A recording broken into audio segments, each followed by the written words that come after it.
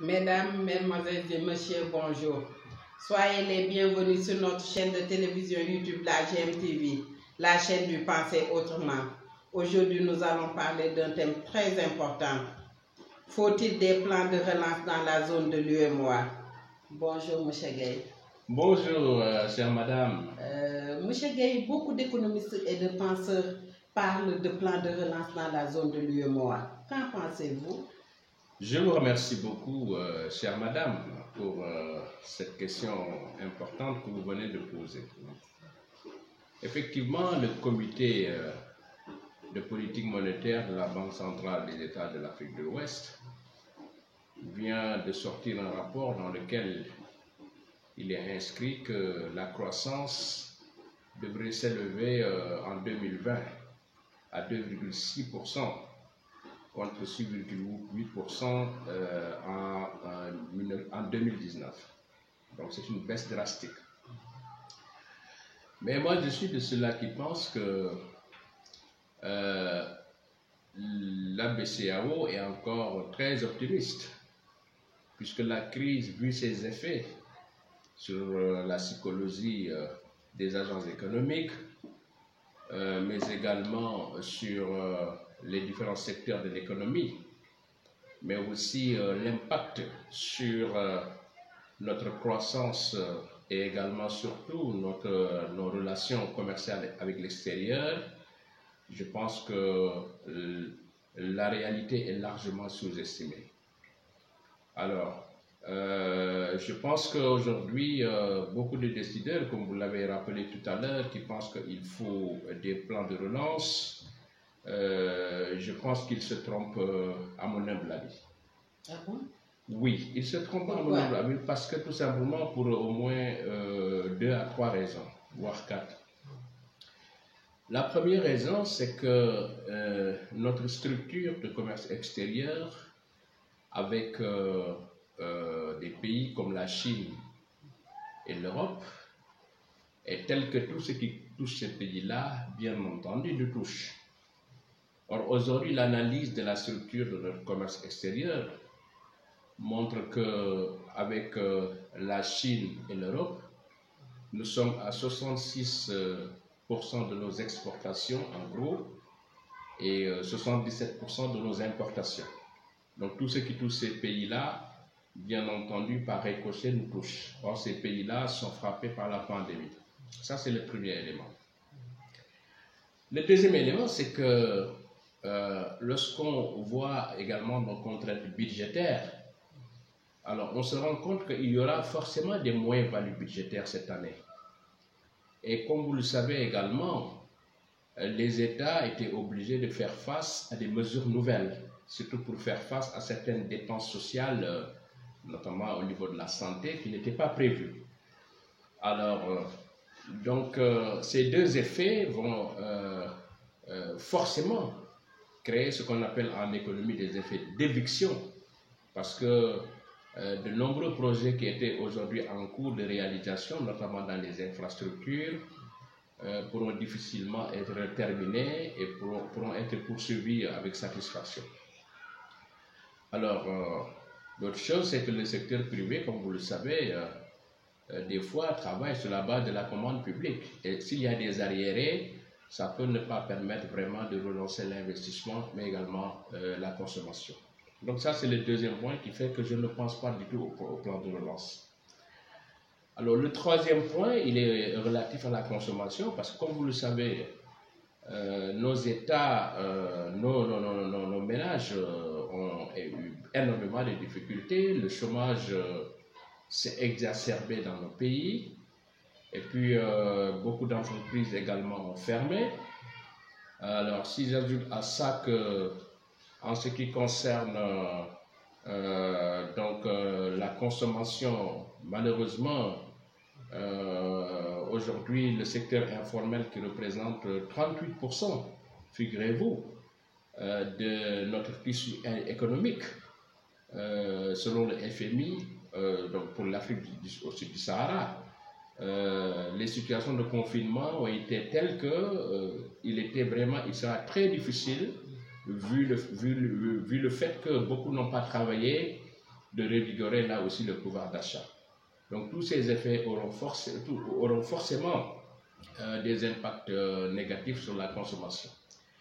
Et enfin, le quatrième élément qui fait que je pense très honnêtement que ça va être difficile de mener des plans de relance, c'est qu'au niveau des investissements, vous savez que l'investissement dépend beaucoup de la confiance. Or, la confiance de nos ménages, la confiance de nos entreprises, de nos investisseurs, aussi bien domestiques qu'extérieurs, a été largement impactée par cette période de Covid-19. Et je pense effectivement que même la Banque centrale qui était sortie tout récemment pour diminuer le taux directeur, je pense que c'était un coup d'épée dans l'eau. Parce qu'on ne peut pas gérer une situation normale de la même façon qu'une situation exceptionnelle.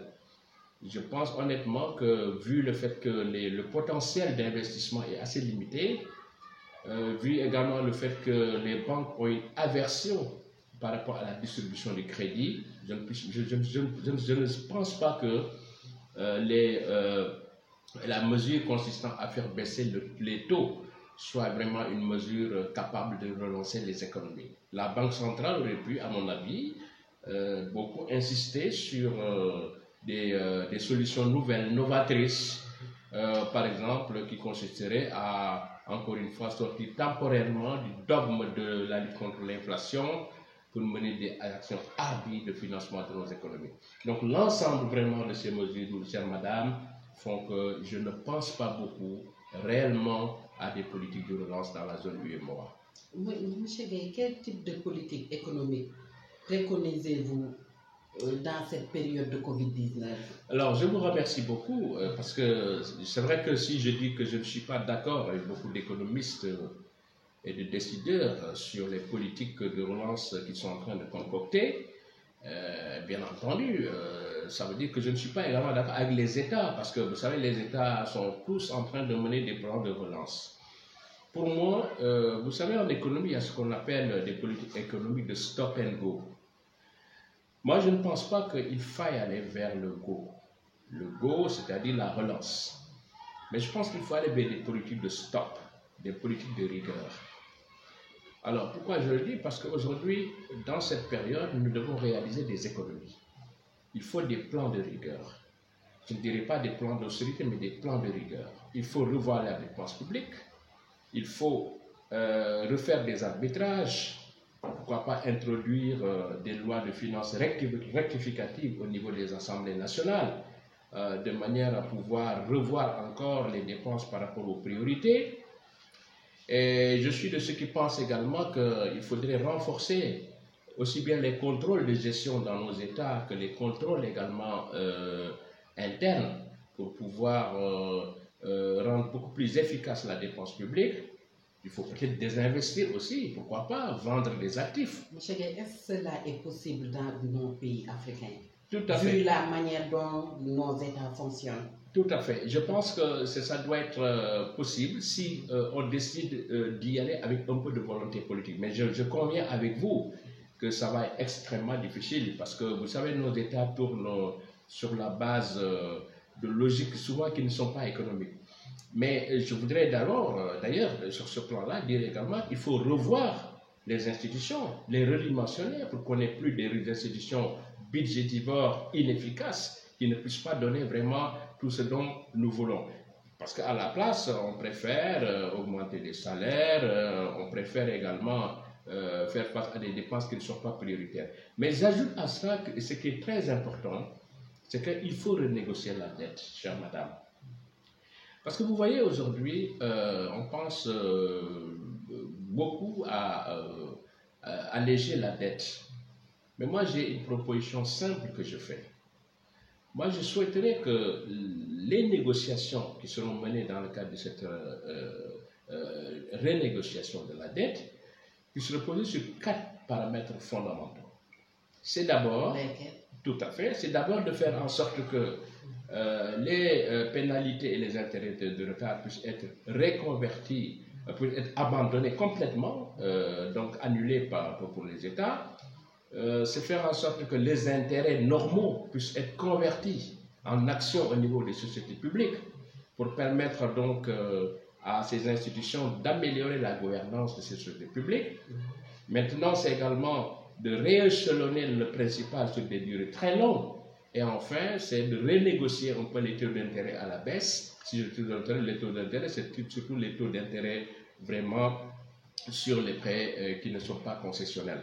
Donc, je pense que tout ceci devrait nous amener à des politiques de rigueur, à des plans de responsabilité pour pouvoir contrôler la situation dans le cadre d'exercices de réformes intérieures qui puissent nous permettre vraiment de voir qu'est-ce qui a marché, qu'est-ce qui n'a pas marché, faire l'état des lieux, voir où est-ce que nous en sommes et quel est l'impact réel de cette situation de Covid-19 sur effectivement nos économies.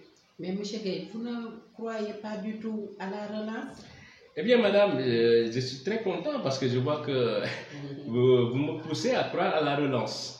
Mais je peux vous l'admettre, hein, vous avez parfaitement raison que c'est vrai que s'il peut y avoir une relance, moi je pense que la relance pourrait concerner peut-être la relance au plan agricole, au plan également sanitaire, pour renforcer au moins ces acquis-là.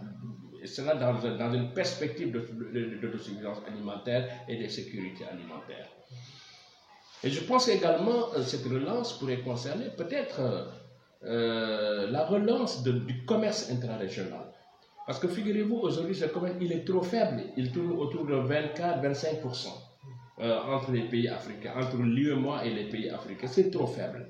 Je pense qu'il faudra voir comment également relancer effectivement ce commerce-là de manière vraiment à le rendre beaucoup plus dynamique. Je crois que effectivement, si on parle de relance, on pourra parler de relance dans ce cas précisément.